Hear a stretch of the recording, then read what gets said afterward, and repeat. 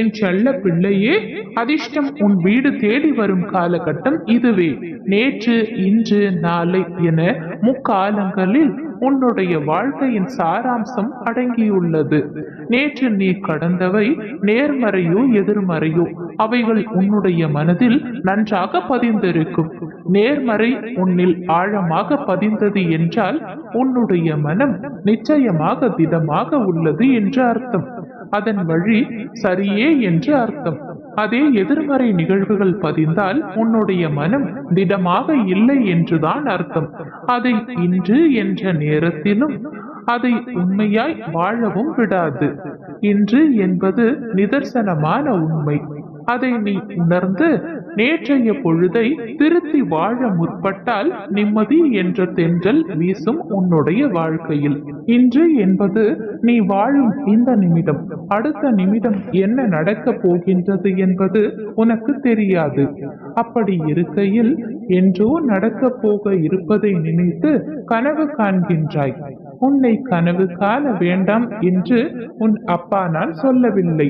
ஆனால் அந்த கனவானது உன் வாழ்க்கைக்கு உத்வேகம் உடையதாய் அமைய வேண்டும். உன்னுள் எழும் எழுச்சி தீப்பண்டமாய் இருக்க வேண்டும். உன்னை மேலோங்க செய்யும் அளவிற்கு உன் கனவும் சிந்தனையும் இருக்க வேண்டும். அப்படி இருந்தால் இன்றைய நேரம் பயனுள்ளதாய் இருக்கும். வாழ்வை திருத்தி எழுத உதவும் ஒரே விஷயம் இன்று என்ற நேரம் மட்டும்தான்.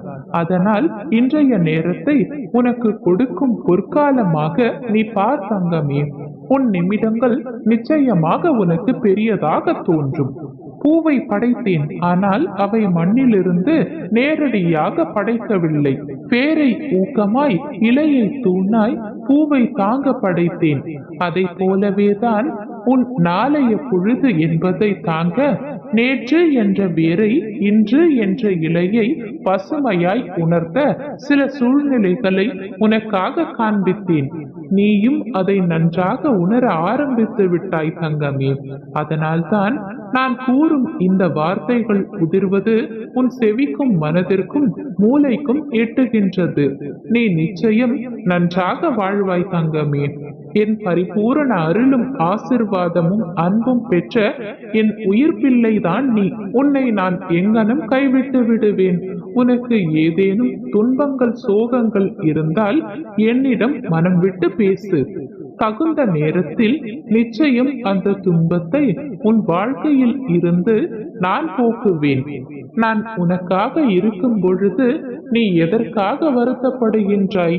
எதை நினைத்து வருத்தப்படுகின்றாய்? ஒவ்வொரு கணமும் உன்னை நான் பார்த்து கொண்டிருக்கின்றேன். என்னுடைய கருணை பார்வை உன் குடும்பத்தின் மீது விழுந்து விட்டது. இனி நன்கு வாழப் போகின்றாய். உனக்கு இருந்த திருஷ்டிகள் அனைத்தும் ஓடிவிட்டது. இனி மகிழ்ச்சியான வாழ்க்கை உன்னை வரவேற்க தயாராக இருக்கின்றது. நீ அந்த பாதையில் தான் பயணம் செய்ய போகின்றாய். உன் வாழ்க்கையில் எவ்வளவு வேதனைகள், வலிகள் நிறைந்த ஏக்கங்கள், எதிர்பார்ப்புகள், இவை அனைத்தும் நீ நினைத்தபடி மாறப்போகின்றது. இது உண்மை. கவலை கொள்ளாதே. உன் அருகில் உன் அப்பா நான் என்றும் இருப்பேன், இருக்கின்றேன். ஒரு நாளும் உன்னை நான் கைவிட மாட்டேன். உன்னுடைய மன வேதனைகள் அனைத்தும் சரியாக போகின்றது. ஒரு நல்ல மாற்றத்தை உன்னுடைய வாழ்க்கையில் நீ பெறப்போகின்றாய். உனக்கான அதிர்ஷ்டம் உன்னை தேடி வரப்போகின்றது தங்கமே. பல பேர் அவரவர் பிரச்சனைகளுக்கு விடிவு தேடி ஒரு நிரந்தர தீர்வு தேடி என்னை காண்பதற்கு காத்திருக்கும் நேரத்தில் நான் உனக்கு அனுமதி அளித்தேன். ஏனென்று உனக்கு தெரியுமா தங்கமே? பல மைல்களுக்கு அப்பால் இருந்து உன்னை அழைத்து வந்திருக்கின்றேன்.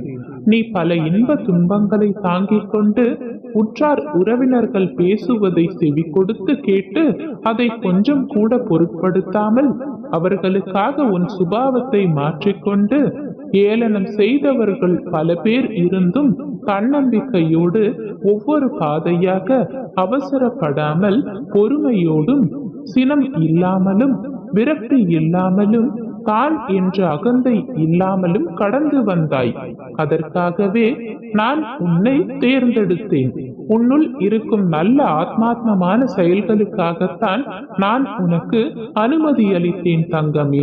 எனது அனுமதியின்றி எவரும் என்னிடத்தில் சுவாசிக்க கூட முடியாது. ஆதலால் உனக்காக நான் இன்று காத்து கொண்டிருக்கின்றேன் தங்கமே. வாக்களிக்கிறேன், உனது கர்ம பலன்கள் அனைத்தும் உன்னை விட்டு நெடுதூரம் சென்று விட்டது. அனைவரும் பார்த்து வியக்கும் வண்ணம் நீ எதிர்பார்க்காத தருணத்தில் உன் வாழ்க்கை பாதையை நான் உயர்த்தப் போகின்றேன்.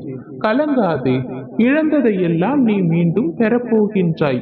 அனைத்து வளங்களும் உன்னை வந்து சேரப்போகின்றது. இன்றைய சூழலில் தைரியமும் தன்னம்பிக்கையும் மட்டுமே உனக்கு தேவை. இதுவே உனக்கு நான் கூறும் அறிவுரையாகும். விரைவில் புதிய அத்தியாயம் உன் வாழ்வில் நடைபெறும். காத்து கொண்டிரு. உனக்கு பிடித்த ஒன்றை நான் தரப்போகின்றேன். உன்னை விட்டு பிரியாத உறவாக என்றும் நான் உன்னுடன் இருக்க போகின்றேன். எதுவும் நிரந்தரமில்லை தங்கமே. துன்பம் தூண் போல இருந்தாலும் என்னை நினைத்தால் தூசி போல பறந்துவிடும். இப்பொழுது நீ தேவையில்லாத குழப்பத்தில் இருக்கின்றாய். நான் உன்னுடன் பேசவில்லை, நான் உன்னை நினைக்கவில்லை, எனது கண்கள் உன்னை பார்க்கவில்லை என்று புலம்பிக் கொண்டிருக்கின்றாய். இதுவும் நான் உனக்கு வைத்த பரீட்சைதான் தங்கமே. ஆம், முதலில் நான் பேசும் பொழுது என்னை சந்தேகப்பட்டாய் அல்லவா? அதை புரிய வைக்கத்தான் இந்த லீலை. நான் என்றும் உன்னை ஒதுக்க மாட்டேன். உன்னுடன் பேசாமல் பார்க்காமல் இருக்கவும் மாட்டேன் என்பதை மட்டும் நீ நினைவில் கொள். நான் உன்னுடன் நிச்சயமாக எப்போதும் போல் பேசுவேன் தங்கமே. எனது கருணை பார்வையும் உன் மீது இருக்கும்.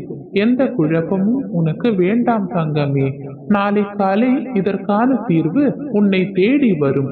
உனக்காக நான் இருக்கின்றேன் என்பதை நீ மறந்து விடாதே.